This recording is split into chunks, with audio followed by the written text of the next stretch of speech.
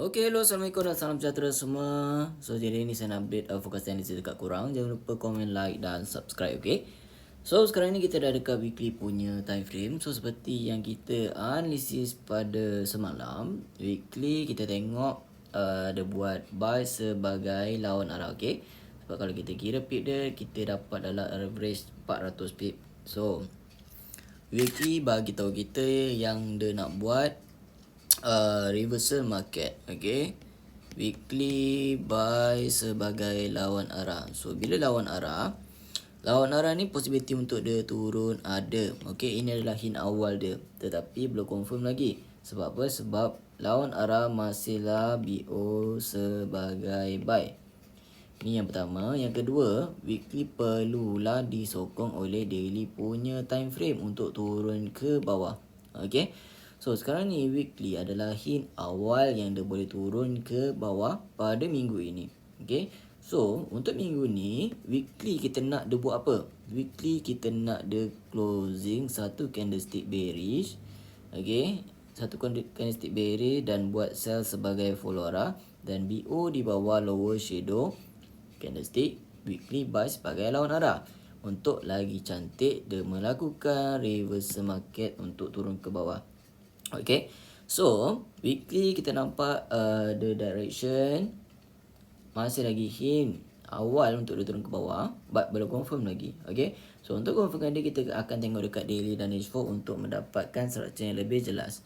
So bila kita pergi dekat daily punya time frame, so dekat daily punya time frame kita tengok pada hari ni.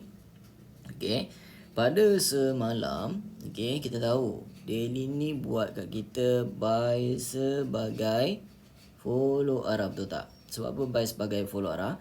Sebab kalau kita kira pip dia, kita dapat dalam 343 pip, betul tak? So 342 pip ini direction untuk daily strong kepada bullish, iaitu dia nak naik lagi ke atas. Okay, so kalau tadi kita tengok dekat weekly buat buy sebagai lawan arah, daily ni perlulah breakout dulu di area lower shadow ini dengan satu candlestick sell sebagai follow arah terlebih dahulu. BO di lower shadow ini dengan BO direction sebelum dia juga, untuk mengsolidkan direction baru untuk turun ke bawah. Okay, at least dia boleh pergi sampai sini. Kalau ada BO sini juga, possibility untuk dia turun itu ada lagi. Okay, kalau tak ada, dia masih lagi respect di area sini untuk naik ke atas. Okay, so dekat daily macam yang saya ada update dekat korang, so daily pun dah melakukan kenaikan di area low risk. Okay, sekejap kita tanda betul-betul. Okay, di area 65%. And then kalau kita tarik outer trend untuk direction daily ini, okay, dia sampai dekat area 65%. Okay, dia sampai dekat point 65 untuk dia naik ke atas. 50 pun dah sampai lah. 50 biasanya dia akan pull back. Okay, dan 65 ni adalah tempat confluence yang direction daripada outer trend line untuk dia naik ke atas. Okay, kalau kita gabungkan dengan follow arah untuk daily ni. So sekarang ni kita tengok movement untuk daily ni dah pun naik ke atas, alright, dan dia masih lagi bermain-main dalam area yang sama. Okay, so kalau kita tengok dekat daily masih lagi kita gunakan direction yang sama, iaitu daily buy sebagai follow arah. Okay, so tadi weekly kita tengok dia buat buy sebagai lawan arah, hint untuk turun, betul tak? So daily buat buy sebagai follow arah, bermaksud daily ni belum lagi sokong weekly untuk turun ke bawah dan masih lagi melakukan kenaikan ke atas. Okay, so ada dua cara untuk confirmkan weekly ini. Yang pertama, daily ni pada hari ni bagi dia closing sebagai buy, sebagai buy lawan arah, dan the next candlestick dia perlulah buat sell sebagai follow arah untuk bagi kita hint yang dia nak turun ke bawah. Okay, So kita nak dia buat macam ni lah. Itu yang pertama.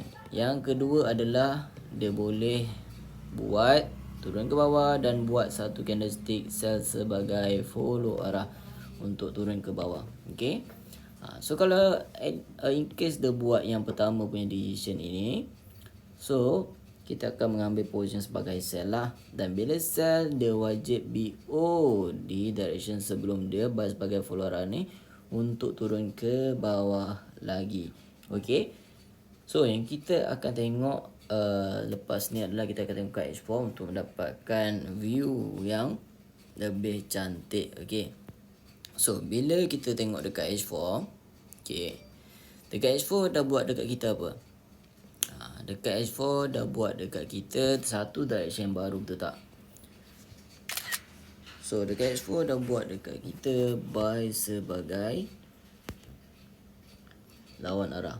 Okay. So kalau kita marking di bawah lower shadow dan di atas high shadow ini, candlestick H4 ini buat dekat kita H4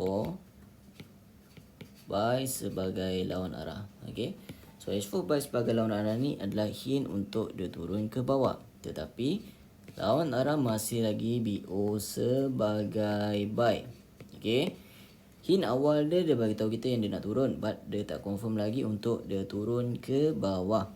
Okay. So untuk lagi cantik, kalau kita nak mengambil position sebagai sell ke bawah, okay, H4 ni perlulah buat satu direction baru, iaitu sell sebagai follow arah terlebih dahulu untuk kita mengambil risiko sebagai sell.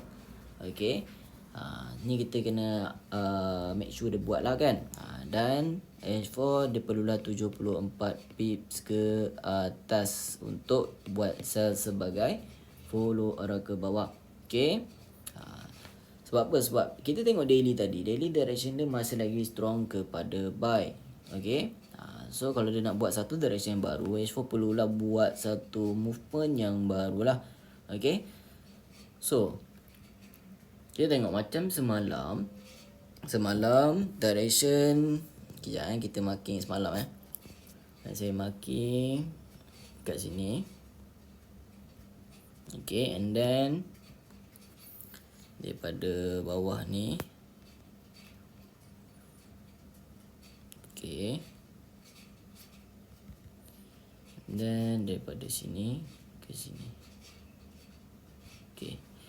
So sekarang ni dekat H4 kita tengok H4 cuba nak buat satu direction yang baru semalam, tetapi dia tak berjaya. Okay. Sebab ada lagi 2 jam plus kan masa tu. Okay. H4 dia cuba buat satu direction baru untuk BO di bawah lower shadow ini, tapi tak berjaya. Okay.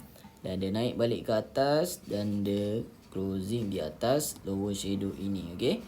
So bila dia buat macam ni, possibility untuk dia naik itu ada dan dia dah pun naik ke atas. Okay. Seperti yang saya update kat korang. So sekarang ni kalau dia betul nak respect weekly punya hint direction untuk reversal market, H4 perlulah buat dahulu sell sebagai follow arah. Okay. Bagi dia buat sell sebagai follow arah dulu untuk turun ke bawah, dan kita boleh mengambil risiko untuk turun ke bawah lah. Okay. So bila H4 dah buat macam ni, untuk long kepada sell, okay, H4 perlulah menyokong daily. So maksudnya daily perlulah buat sell sebagai follow arah juga untuk hari ni, untuk menyokong kepada weekly. Okay, jom kita tengok structure besar dia. Weekly buat kat kita buy sebagai lawan arah, daily buat buy sebagai follow arah, dan H4 buat kat kita buy sebagai lawan arah. Okay. So weekly bagi tahu kita yang dia nak turun ke bawah, daily bagi tahu kita yang dia nak naik dan dah pun naik. H4 bagi tahu kita yang dia nak turun ke bawah. Okay, hint awal nak turun. So weekly kalau dia betul nak turun, dia perlulah sokongan daripada daily, dan daily perlulah buat sell sebagai follow arah dulu. Okay. Dan daily ni perlukan H4. H4 dia buat buy sebagai follow arah. Semalam dia dah sokong dekat candlestick ini dan dia naik ke atas. Okay. So untuk direction yang sekarang, dia buat buy sebagai lawan arah. So kalau H4 nak menyokong daily punya direction, dia perlulah buat sekali lagi H4 by sebagai follow arah. Sekali lagi untuk naik ke atas. Okay.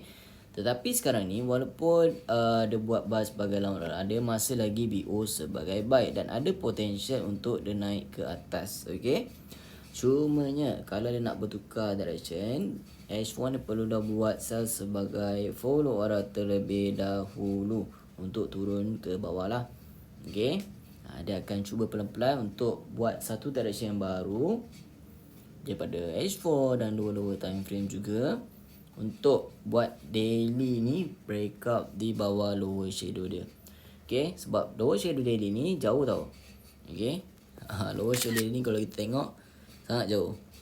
Ada dalam 300 lebih, 350 pip.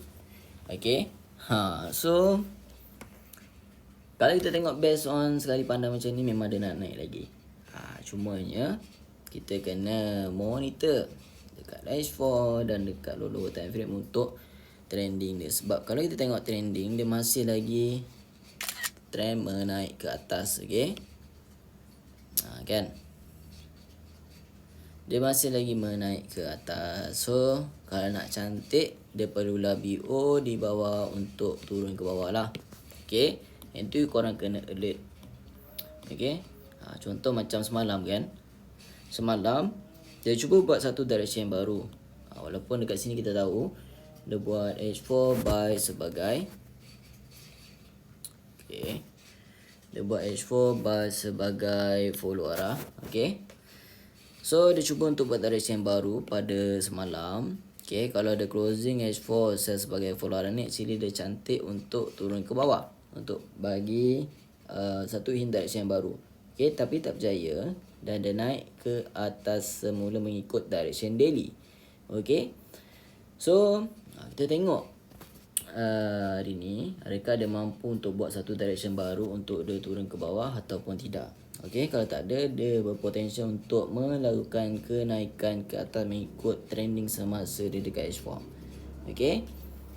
So itu saja, hopefully korang clear dan jelas apa yang korang perlu prepare. Sekian, terima kasih. Assalamualaikum dan salam sejahtera semua.